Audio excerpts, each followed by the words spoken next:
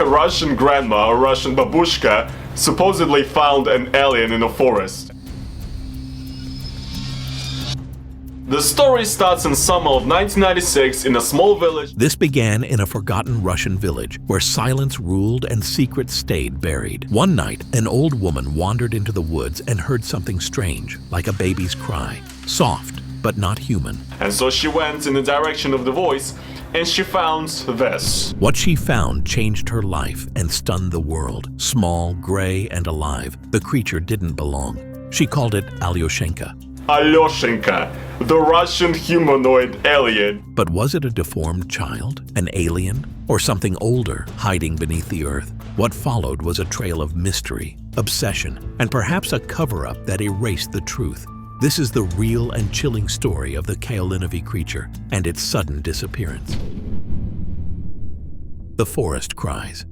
Kaolinovy was the kind of village most maps forgot. Tucked deep in Russia's Chelyabinsk region, it was a place where winters lingered and life moved slowly. Wooden homes lined dirt paths, and the forest stood watch at the edge of everything. It was here, in this forgotten stretch of land, that something utterly strange began. One evening in the late 1990s, 74-year-old Tamara Prosverina set out toward the forest well. This was nothing new. She'd done it countless times. But that night was different. As she neared the trees, a sound stopped her. It wasn't wind or birds or the rustling of leaves. It was a cry, thin, high-pitched, and oddly rhythmic, like a baby, but not quite. Compelled, she followed the sound deeper into the woods. There, in a small clearing, she found something lying on the ground, small, moving, alive. It wasn't a baby, at least not a human one. The creature was about the size of a newborn, but its skin was dark gray and smooth. Its head was oddly shaped, eyes larger than they should have been, and its limbs looked fragile, thin, almost like sticks. Tamara stared at it, and somehow, through the fog of her mind, through years of isolation and mental illness, she made a choice. She picked it up, wrapped it in cloth, and took it home. At that moment, the old woman didn't see an alien or a monster. She saw a child who needed her. Wrapped in secrets.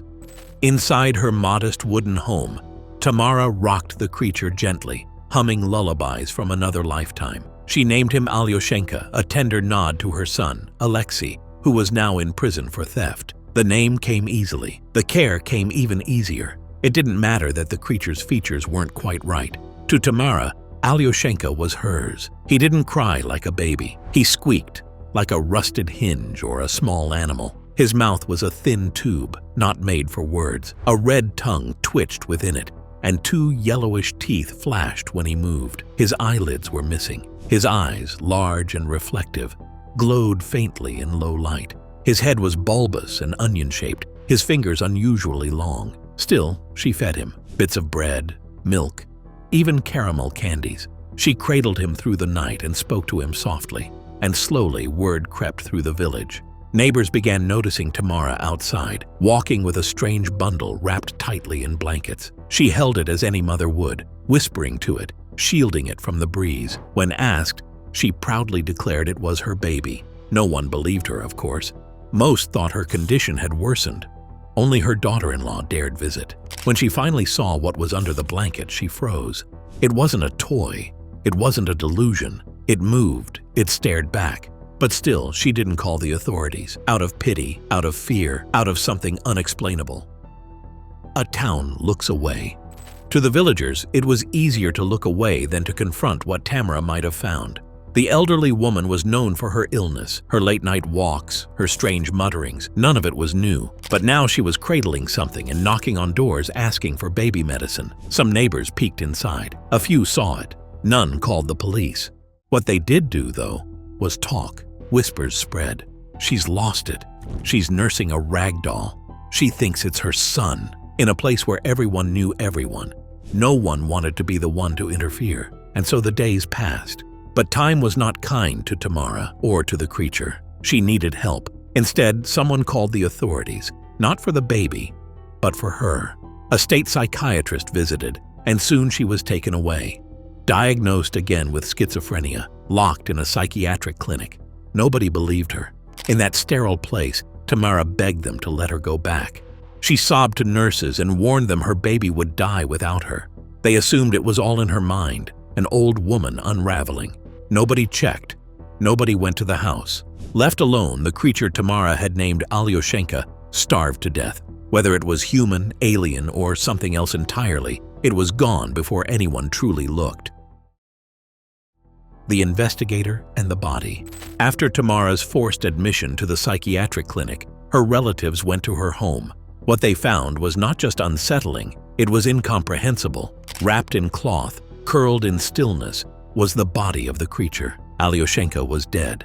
Uncertain what they were dealing with, the family contacted local authorities. The case landed on the desk of Vladimir Bendlin, a police investigator with an eye for detail and a sense that something wasn't right. He didn't brush it off. Instead, he carefully wrapped the body in a blanket and moved it to a cold storage facility, an old refrigerator in his office. He hoped scientists would examine it. And some did. But their conclusions only deepened the mystery. A local pathologist examined the body and declared it was not human.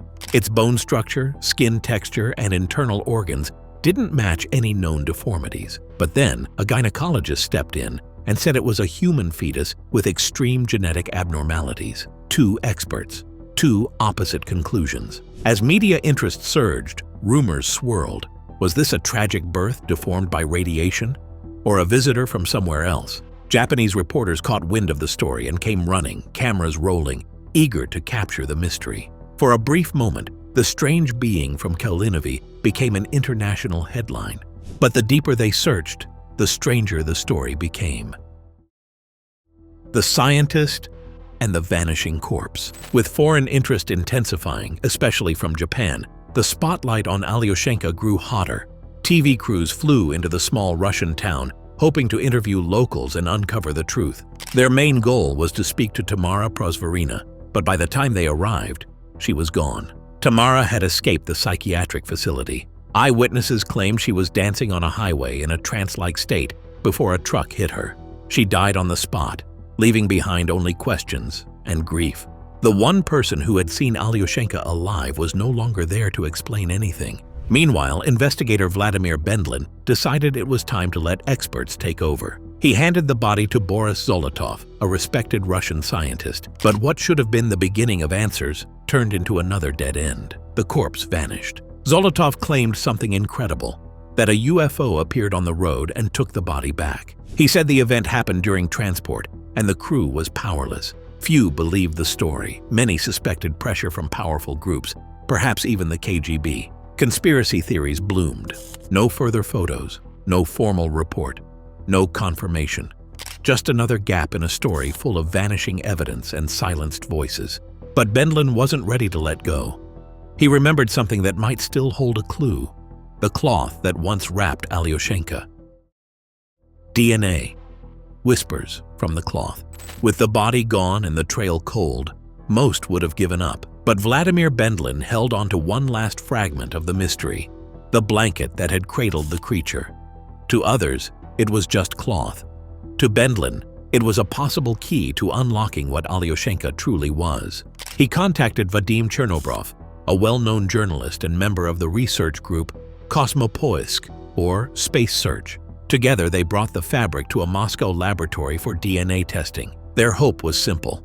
Maybe the cloth still carried biological traces, something untouched by cover-ups or disappearances. After 2 weeks, the results came in. The first DNA profile was human. It matched Tamara Prosvarina, confirming her direct contact with the being. But the second sample was like nothing anyone expected. It didn't match any known organism. No animal, no plant, no bacteria, nothing cataloged in scientific databases. The lab was baffled. What could it mean? For believers, it was validation, proof that Alyoshenka wasn't from Earth. For skeptics, it only raised more questions. Was it a testing error, contamination, or a life form science had never documented? No matter the explanation, the blanket whispered what the body could no longer say. It suggested that whatever Alyoshenka had been, it wasn't entirely human. And maybe, just maybe, not from this world at all. Legends beneath the forest. While scientists debated the DNA results, others turned to older sources, stories passed down through generations. In 2002, the group Cosmopoisk returned to Kaolinovy, not to look for aliens, but to listen. They asked the villagers about the forest, the well, and the clearing where Alyoshenka had been found. What they heard wasn't about UFOs or experiments. It was folklore, tales of strange, small humanoid beings who lived beneath the earth. The villagers called them the underground people. They said the forest held caverns, hidden realms deep below, where these beings lived, away from the eyes of humans. The stories were old, rooted in myth, but strangely specific. Could Alyoshenka have been one of them? In 2015, the same group returned once more. They erected a small monument near the site where the creature had been discovered. It bore no bold claims, only a quiet marker of a mystery that refused to die. To some, it honored a life misunderstood. To others, it stood as a symbol of something still waiting to be uncovered. The forest remained still.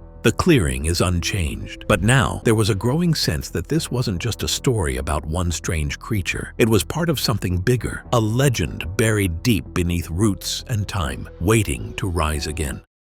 Shadows of radiation. As whispers of extraterrestrials and underground beings echoed across the region, a more grounded theory began to surface, one rooted not in mystery, but in tragedy. Some scientists pointed to the Chelyabinsk region's dark history of nuclear contamination. Long before the world knew about Chernobyl, another disaster had quietly poisoned the land. In 1957, at the Mayak Chemical Combine near Kishtim, just miles from Kaolinovy, a storage tank containing nuclear waste exploded. It released massive amounts of radioactive material into the air. The Soviet government kept the incident secret for decades, but the damage had already been done. The radioactive cloud spread across thousands of square kilometers, contaminating rivers, soil, and entire communities. It became known as the East Urals radioactive trace, one of the most polluted places on Earth. Residents were exposed for years, unknowingly living in danger. Some researchers now believe Alyoshenka was not a visitor from another world, but a victim of this one, a human fetus, possibly aborted or stillborn. Immediately can tell this isn't human because it's very small, and it also doesn't have the formed chin and cranium of a human. With severe deformities caused by prenatal radiation exposure. His strange appearance, his size, skin, and missing features might have been the result of mutations, not miracles. If true, the story becomes even more heartbreaking. Not a tale of aliens, but a forgotten child of a poisoned land, discarded, misunderstood, and embraced by one lonely woman who believed he was hers.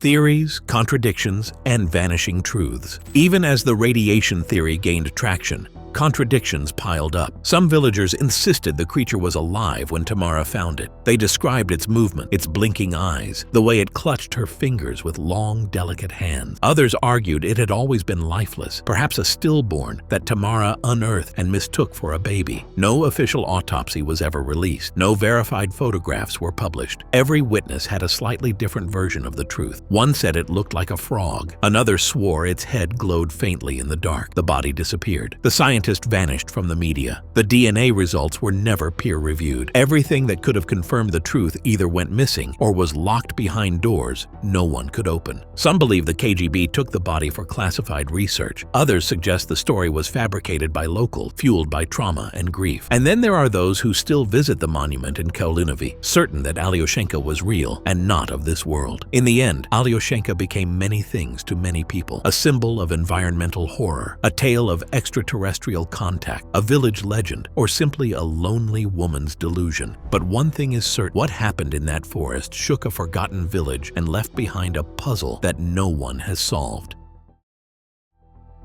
What was Alyoshenka?